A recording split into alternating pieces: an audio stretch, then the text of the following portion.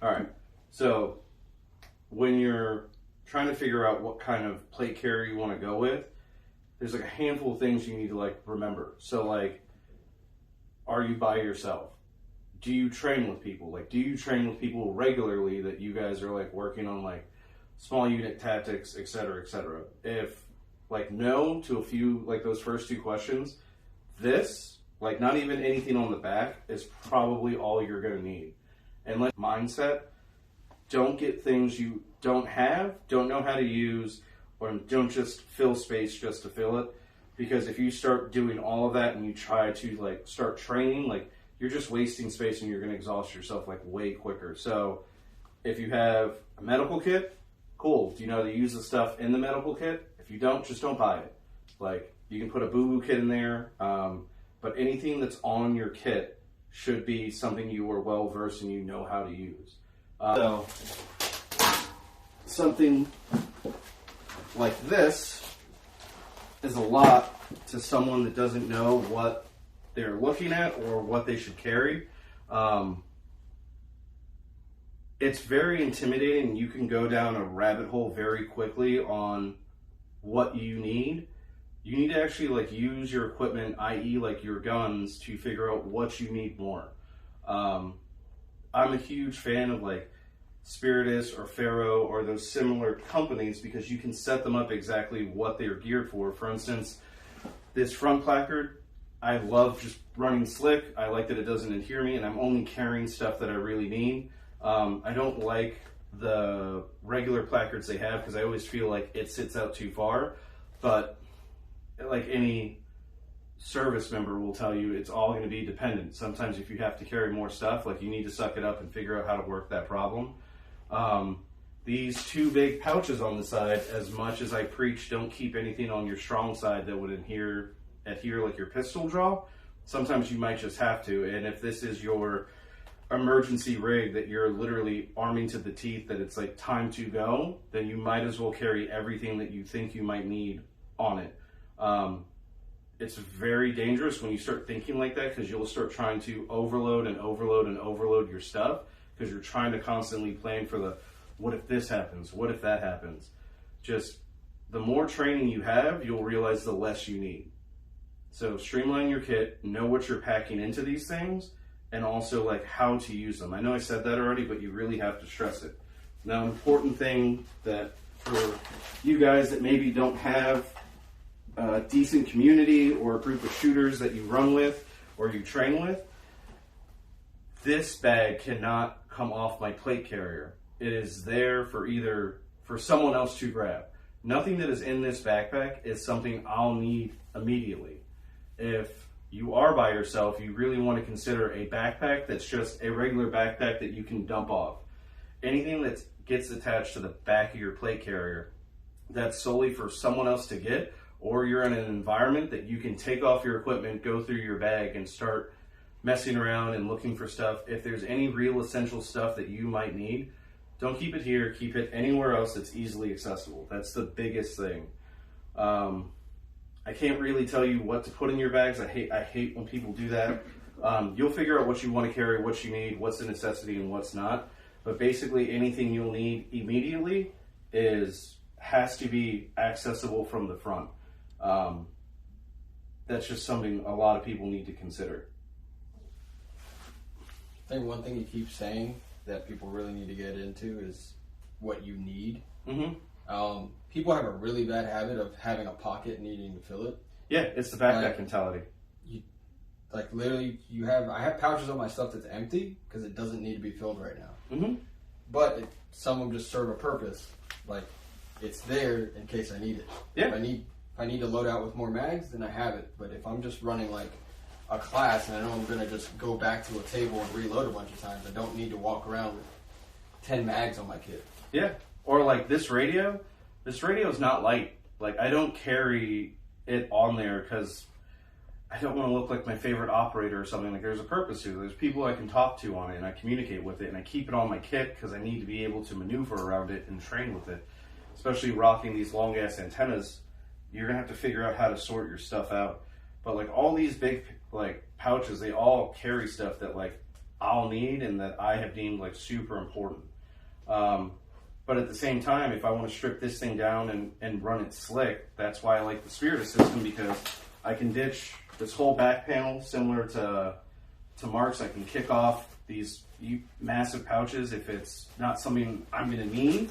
But like if it's for that emergency active shooter thing, like revert to like how Mark's kit is set up, because it's literally just like meds and ammo. Meds and ammo. That's the biggest thing. I'm not really going to go into the contents of what's in each of these pouches, because that's not what it's about. It's just to really help you guys like understand like what you might be looking for. But the only way you're going to figure out what you need is by practicing with your stuff on and training. A few things that no one thinks about is this kit really isn't meant to sustain like a crap ton of weight. It's just not. That's why you have to be careful. A lot of guys will try to make the Spiritus rigs really bogged down with gear and equipment, where you might need something more like a CRY AVS that's built to actually be a load-bearing like rig. So really keep that in mind when you're acquiring your stuff. Like, is it going to be built to go fast? Is it going to be built to haul a lot of equipment? Or if you don't have a lot of money, you need to figure out that sweet medium to figure out where you're going to make your investment in. I think a good example of that is this. Like, so this is just what the LBT, LBX, I think. LBX. LBX. But I mean, like you said, some of them just aren't built for that. Like this cummerbund is not going to hold a massive amount of gear. Like it's just not.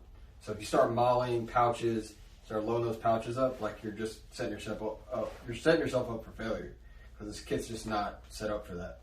So just really keep in mind what you're planning to do, and go from there. Mm-hmm. I mean, there's nothing wrong with this kit. It's just what it's for. Like if I want to run super slick, super light, like I said, there's nothing to this. It's mesh. It's vented. I got triple mag pouch on the front, admin pouch sewn into it. Like this one's good to go for sure. But it's, you know, And I'm not going to start loading weight onto this and then expect it to do what I need it to do. And same thing, it also has this Velcro section on the back that if you wanted to put some kind of back panel on, you can. But please revisit like what I said, like who's going to get this? What's the point of it? You're not getting to it, especially in a pinch. So if it really is just that active shooter or that emergency situation, strap a tourniquet to this, learn how to use your tourniquet, go with your ammo, and go from there. But just be careful in how you build it out. I can't stress that enough, because I've been at classes that guys literally went out and they bought the ABCs of everything they were told they were going to need, and then all of a sudden they're pulling plates out because it's too heavy. In fact, one of the questions we had was, can I buy a plate carrier and not put plates in it? And like, no, don't do that, because you don't want to have a bunch of equipment on it and all it's going to do is just bend like this cummerbund and flop over. So the goal of your plate carrier is to stop things from going inside of you and to carry extra equipment. That's why you run a plate carrier. Another question was, will it hinder my mobility? If you're really not used to it, yeah, there are some like old school massive plate carriers that you really can't be mobile. You'll never be as mobile as like in a chest rig, but there's some really good plate carriers that like help you out with that and try to minimize that loss of mobility. I think that was good. Why can't I run it with no plates? Because it'll flop over and it just, like, you don't want to be running. It's designed to have something in there. So what if I can't afford plates right now, but I have a plate carrier? Is there anything I can do in the meanwhile? Save up the plates. It's not going to function properly. It's not going to be a good time. Yeah, it's just not. It's designed to have something in there. You're just wearing fabric, but you're adding mags and weight to it. But their plates aren't there to counterweight what you're throwing on there. So it's going to sag. It's going to move into the wrong spot. When you try running at any kind of pace, it's going to literally shift around your body. Yeah, it's just going to flop. Yeah. The people want to know things. The people want to know. People would like to know things. Did I say where they came from? No. Nah. Fucking No. the viewers, Don't your start fans, Don't start problems. your fans at large, All right, shout out to our Jewish folks in New York. Yeah. This question. and the Let's do lesbians, All right. our So giant I got lesbian one. following. Why should I get one? So the easy answer is because you can't. Why not? Like, Yeah, well, why get that over a chest rig? You can own it. You can own it. So why not? Why you should? So this is I got from somebody else, but I always like this answer. So if you're training with firearms, especially if you're out on a flat range, running around, moving, with loaded firearms, it's inherently dangerous. Obviously, you do everything, you have your safety protocols, do everything you can to mitigate that, but at the end of the day, running around with loaded firearms, it's inherently dangerous just by the nature of it. So why not have something to protect you? If you were mountain biking, you wouldn't do that without a helmet. You'd be like, no, man, there's a good chance I might smack into a tree. Let me try to protect my dome. So, same thing there. I mean, stuff happens, unfortunately. So yeah, it's as simple as that. You can just have it to protect yourself. It's, people say it's LARPing, but yeah, man, I'd rather take a hit to the plate if there's an accident than just my chest and say, hey, at least I wasn't